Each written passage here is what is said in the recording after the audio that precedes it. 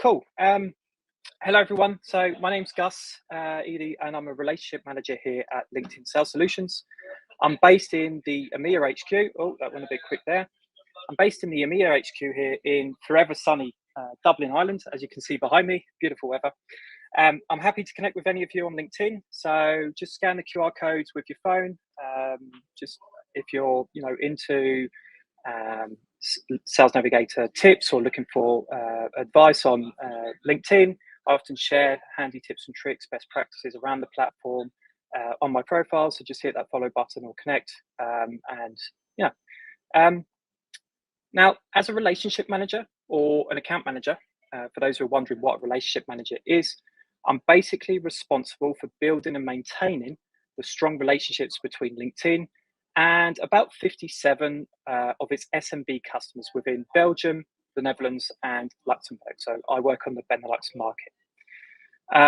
I closely work with marketing and sales leaders to understand their specific needs, challenges, and objectives. And from there, I guide them on how to best leverage LinkedIn's advertising and sales solutions to boost lead generation strategies and achieve their goals. Simply put, that's it. I manage the commercial relationship while consulting on the best way and the best strategy with LinkedIn products. Now, I haven't always been at LinkedIn, nor have I ever or always been in sunny Dublin. I actually started off my career at Dept. Now, Dept is a digital agency headquarters in the Netherlands. Now, why the Netherlands if I'm in Ireland? Well, actually, I did my studies there. I was fresh out of university. I just completed my master in marketing management. And I thought, finally, I can start earning some money instead of asking the bank of mum and dad for a loan. Anyway, good thing that their interest rates are low, but I finally thought I can start my career. So Dept was an agency that I just started expanding into neighbouring markets, had about 600 employees when I started. They're currently at 4,000 worldwide. The place was buzzing at the time. It had a great culture. I started within its internal marketing team. But eventually, I settled in a role operating between marketing and sales, a sort of linking pin, if you were, to increase their alignment and focus on lead generation. Now, it's during that time that I was introduced to the power of Sales Navigator. We were organising a massive event called the Dept Festival, an annual event with about 1,500 attendees, and we wanted to proactively reach out to key stakeholders, working at companies that Dept's leadership had targeted as flagship. These were companies that we were not servicing yet, but we wanted to. These were top-notch companies, great for the agency's awareness and industry status. And so there I was with a Sales Navigator license, creating account lists, lead lists, outreach strategy, keeping track of engagement with multiple spreadsheets, managing multiple accounts from our leadership team. And I thought, what if there's a way to export data, automate profile views, messages, connection requests? A LinkedIn sequence campaign, if you prefer. That's when I was introduced to tools like Phantom Buster, DuckSoup, Beat Alfred. I saw on Olga's screen that she'd been discussing these. And I tested another range of similar tooling as well. Now, not to get into too much detail about this, but we had about 500 tickets for this outreach campaign on LinkedIn to these flagship companies. Within a 4-month period, we managed to hand out all of these tickets to relevant stakeholders at these companies. Think CTO, CDO, head of digital transformation, digital marketing lead, e-commerce director, head of global brand, all decision-making stakeholders.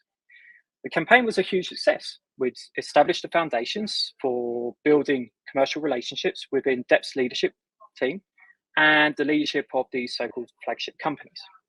In fact, we created hereafter a business case to build a new lead gen team whose sole purpose would be to further align marketing and sales globally through this sort of innovative new approach at the time.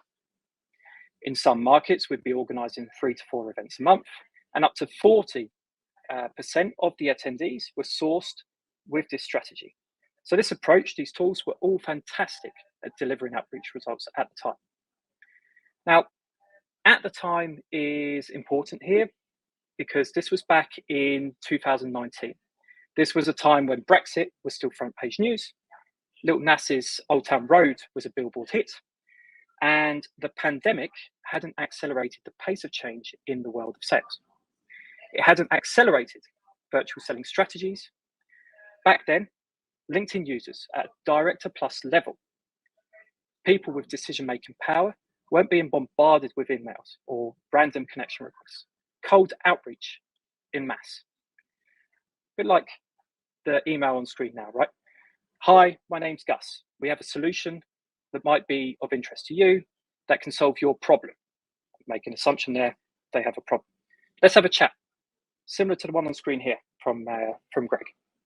Now, how often do you receive a similar worded email, rather generic, not personalized, trying to book a meeting, attend an event, or download a white paper? Now, just think about it for a second. Or maybe you're on the receiver end. You're not on the receiver end, sorry, but you're the sender. How are your response rates? Are you leveraging a warm introduction that is genuine, personal, and acts on relevant data and signals? Now, at LinkedIn, we believe that a deep sales approach, deep sales, or a relationship-driven approach that leverages upfront research and actionable insights to drive results will separate the top performers from the rest. Nowadays, there's a lot of noise on the platform. There's hundreds and thousands of companies right now leveraging automation tools to scale their outreach and optimize productivity. In some cases, it does actually work. However, I'm hearing two things from my customers right now. Marketing and sales leaders don't even open those emails anymore. Marketing and sales individuals, Sales Navigator users, are asking how can they increase connection and email acceptance rates? How can I get someone to jump on a call, to book a meeting, to download a content asset? What they do not realize is that buyers are inundated with outreach and are less responsive.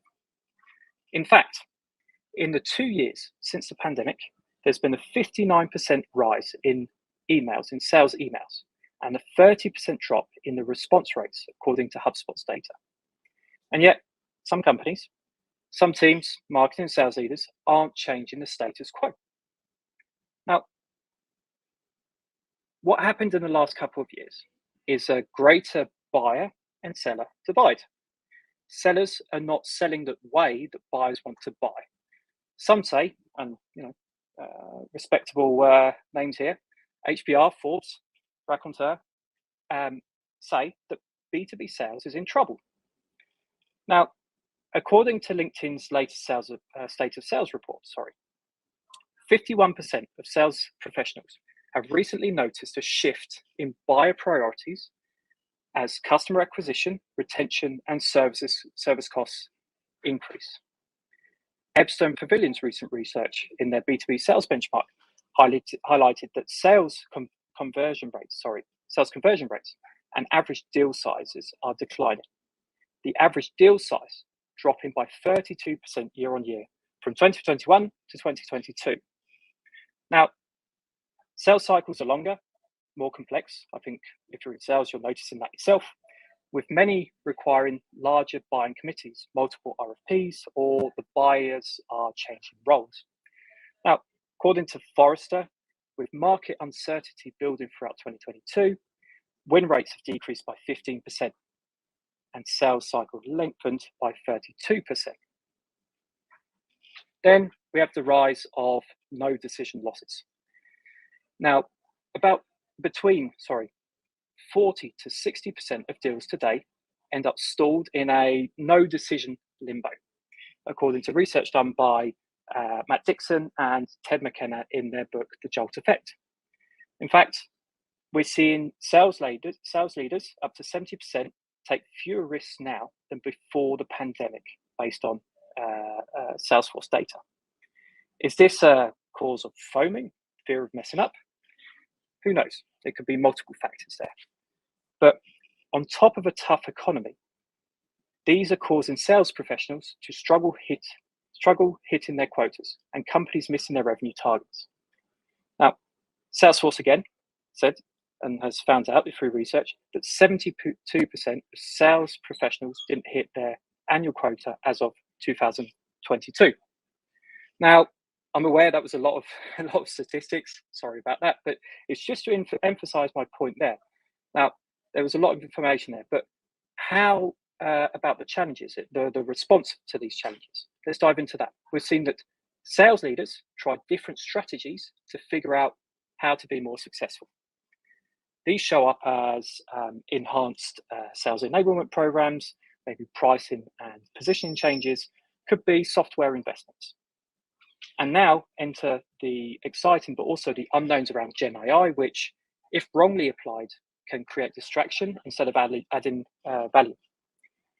Now, regardless of where you're placing your bets,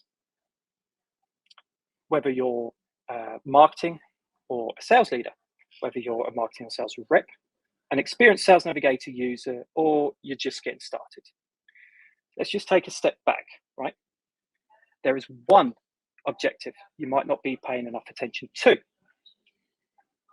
and that is getting high quality conversations with the people that matter. I'll say that again because it's quite important. Getting the high quality conversations with the people that matter. And here's what I mean by high quality conversations.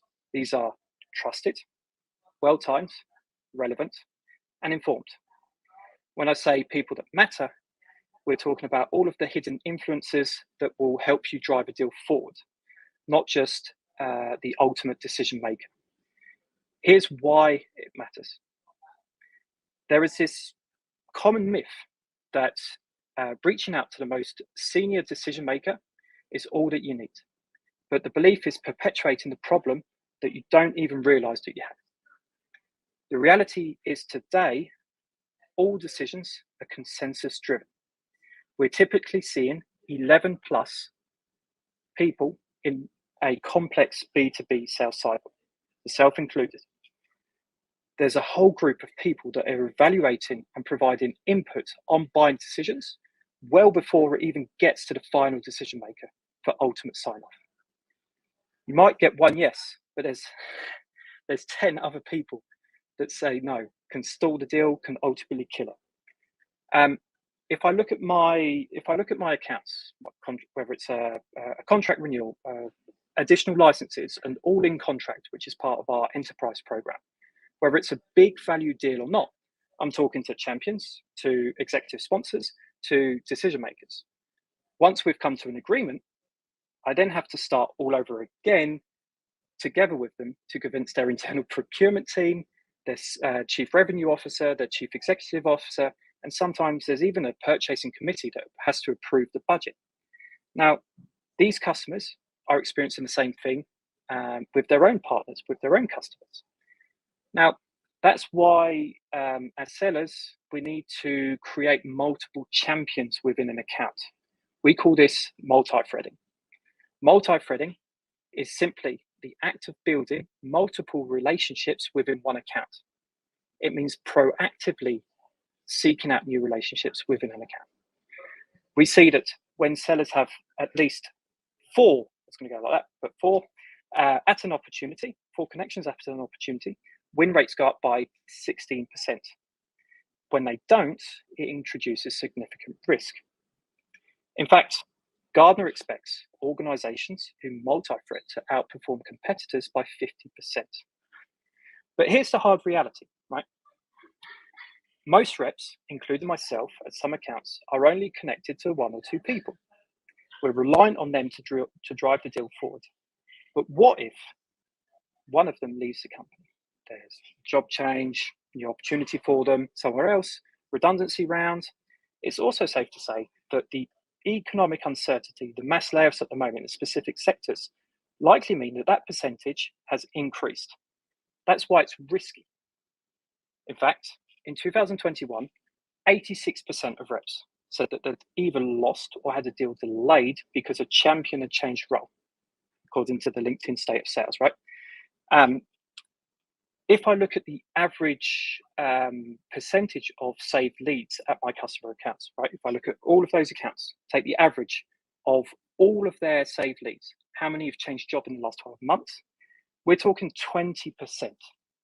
20% of people that they've earmarked as a relevant stakeholder that will help them drive a deal forward, that will help them build a relationship or a partnership with a company, 20% of those have changed jobs in the last 12 months. That's a lot, right? Now,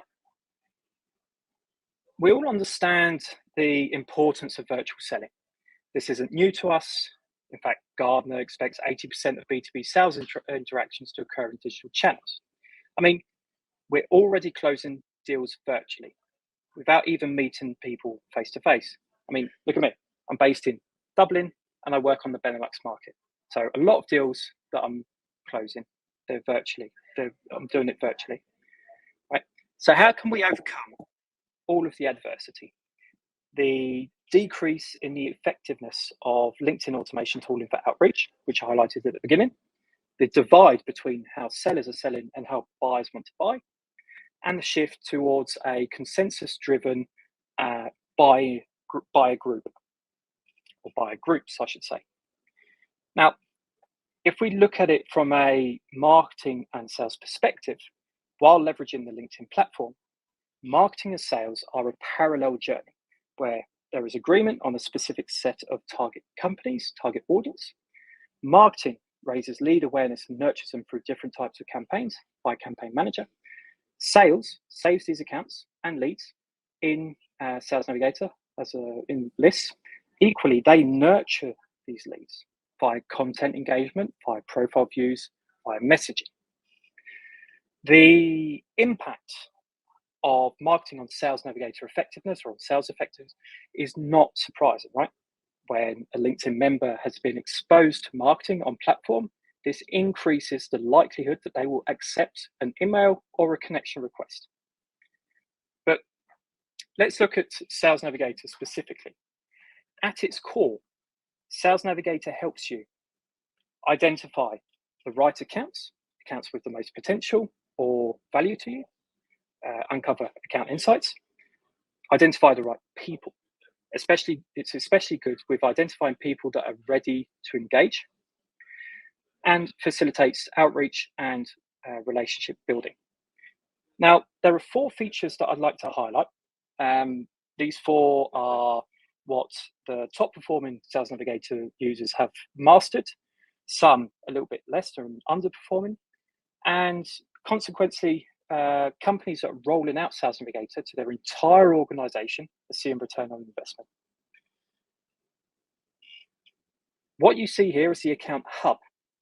As a power user, this is where you will see in a single view account insights, relationship intelligence, and buyer intent data for all of your accounts and account lists.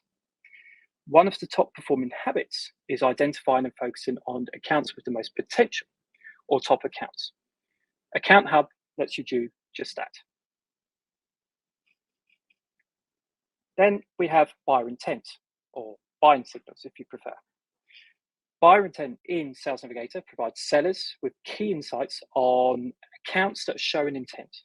This feature helps sellers to reach out to the right accounts at the right time, or the right accounts at the right time, yes.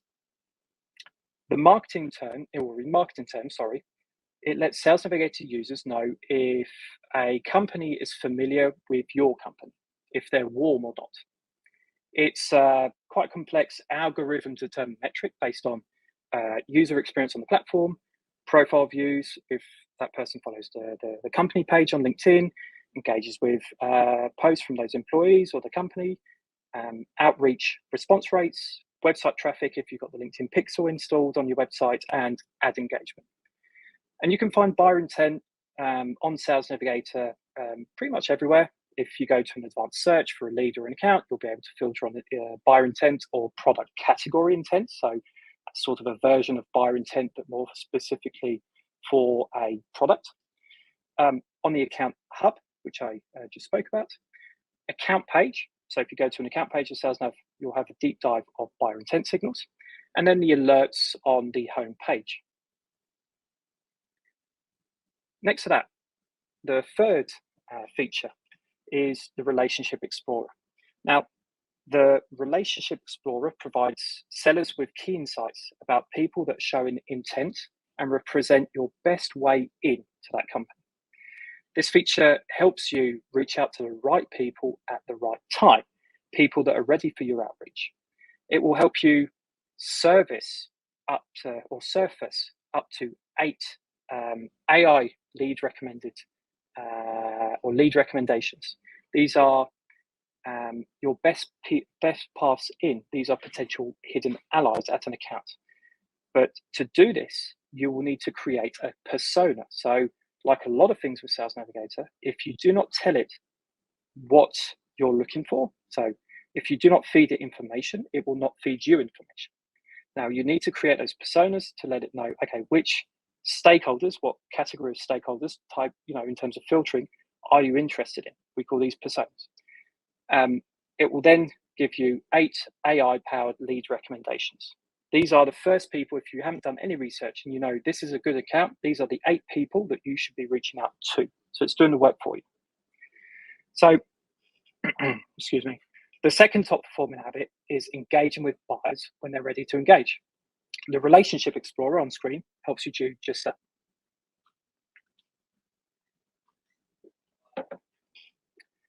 Now, the last feature before I jump into or shift over to AI is Team Link.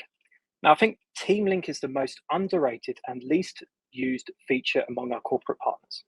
Simply put, it is an effective and efficient way to find your teammates' connections at scale across your target accounts, meaning you can easily see who can help you connect with a potential lead and make a warm introduction rather than you going cold, like we saw in the email at the beginning.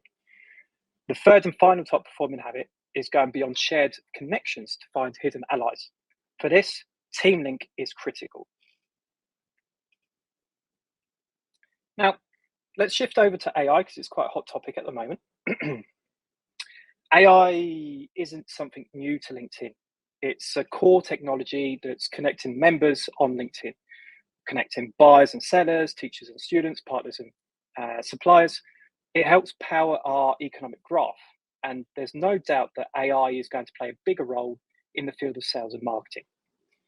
AI can help jumpstart a lot of the work that sales does, summarizing annual reports, identifying challenges and objectives within a specific market or company, lead recommendations based on buying signals, and researching a prospect before a meeting, all kinds of things. But it cannot replace the skills and intuition that humans bring to the table, right? So how is the role of sales changing because of AI?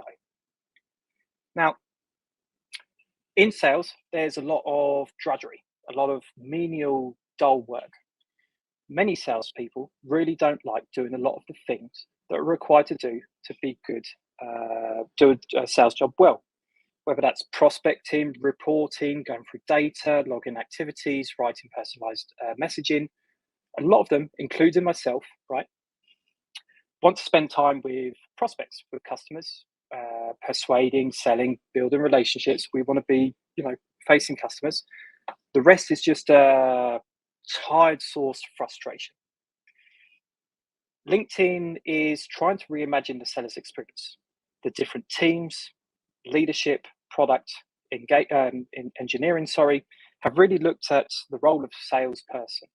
How can we automate mundane tasks? How can we augment with intelligence so that the successful on-platform selling habits of the top performers are accessible to the wider organization?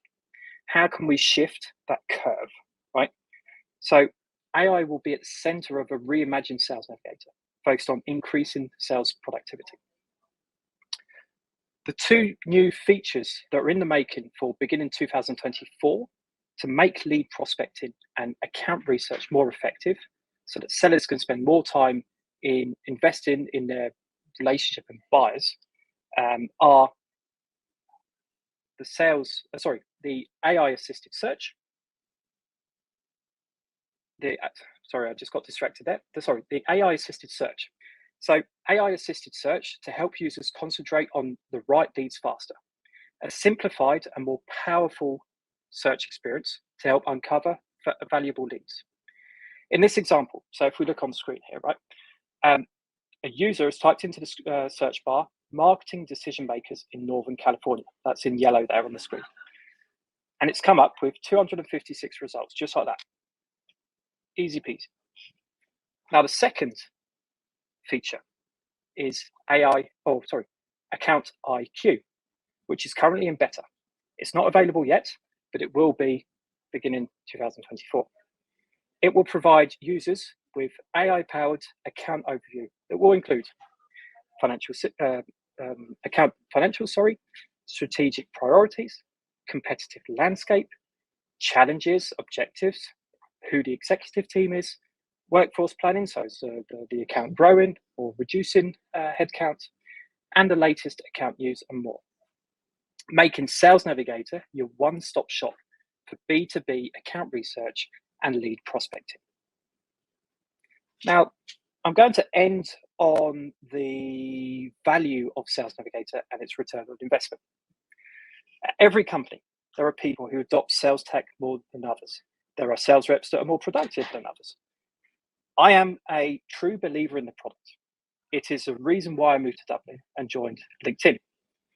The direction that Sales Navigator is heading is super exciting. There's lots of new things coming, and I've only just touched the tip of the iceberg with those two features. At the beginning of this keynote, I said that there's a lot of noise on the platform, but if and when you've got a clear strategy, a point on the horizon that you know that you're heading towards, marketing and sales are aligned, and sales reps are leveraging what we call a deep sales approach, you'll break through that noise. Your organization will shift towards higher performance, and sellers will have more conversations with the people that matter at scale. In fact, Forrester just came out with a study that shows that Sales Navigator provides a 312 return on investment and a payoff within 6 months. And it does this by servicing key signals and finding the people inside your target accounts that will help you drive deals forward. We can tell you when executives change job and when they're posted on LinkedIn. These leaders, these people that do this, they're the people that are most open to outreach or new purchasing decisions. In fact, they're 62% more responsive to outreach, which is why you want to ensure that you're aware the minute a leader changes role. But also, a job change can also put your existing deal at risk if you don't know that a key contact has moved. Now, if I go back to debt, another example, we managed to get a conversation going between Bugaboo's head of commerce, or e-commerce, I should say, and Depp's e-commerce leader as well through this, right? We'd seen that he had moved from Adidas in Germany to Bugaboo in Amsterdam, Holland, via a lead alert because we had saved it as a lead. This resulted in Depp being invited to the pitch to build Bugaboo's e-commerce platform, and we eventually won and closed the deal. I'm skipping a bit of information there, but conscious of time. The reason why we were actually aware of that information is because we fed Sales Navigator that information. We fed Sales Navigator, we're interested in this account, we're interested in these type of people. And because of this, we closed the deal. Now, Sales Navigator will also show you hidden allies. These are people at your target accounts that might have some established trust in you or your company, such as former customers and colleagues who might help you drive that deal or move that deal forward. Now, buyers are 4 times more likely to purchase when referred through a warm introduction. Now, remember Team Link, remember the deep sales approach to your message. Sales Navigator is the only platform that can help you identify these individuals at scale. And finally, it can help you prioritize your accounts based on the warm paths in, based on the buying signals, based on where you have connections and the strength of those relationships. We know that when sellers have at least 4 connections at an opportunity, win rates go up by 20%. So these are the accounts where you want to spend your time. These are also the accounts where you should be prioritizing high quality conversations with the people that matter. Thank you. Oh, thank you so much, Gus. Thank you.